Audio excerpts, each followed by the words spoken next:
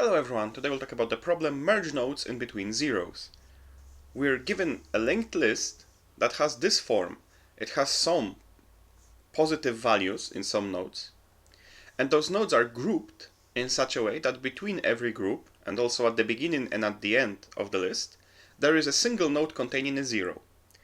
And what we want to do is we want to transform that list into a list where all the nodes with zeros are dropped, and all the groups are compressed into a single node, with that node having a value that is the sum of the original group. So the result here would be a 3-node linked list with values 1, then 3, then 4. I'll present an iterative solution, with the main idea being just that all the 0 nodes will be skipped by our algorithm, though we'll use the fact that we've seen a 0 node to know that we have to step to the next node because we're creating the next group.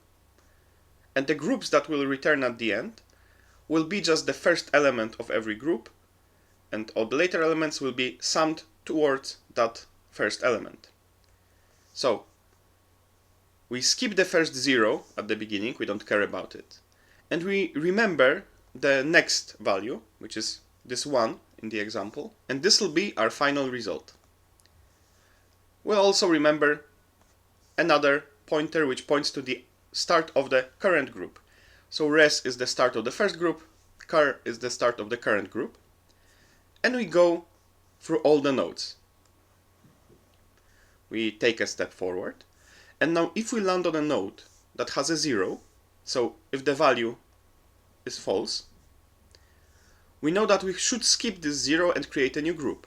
So we skip this 0. So our current first value is the beginning of the next group, which is perhaps none. Perhaps it's null, but we don't care about that. That's actually correct. So the next group is the next node, and we step, and now our cur pointer is pointing at the beginning of the next group, and of course we skip that 0. Otherwise, our node was not a node with a 0, so we have to add the value of it to the beginning of the current group. And at the end we just have to return the result, and that's it.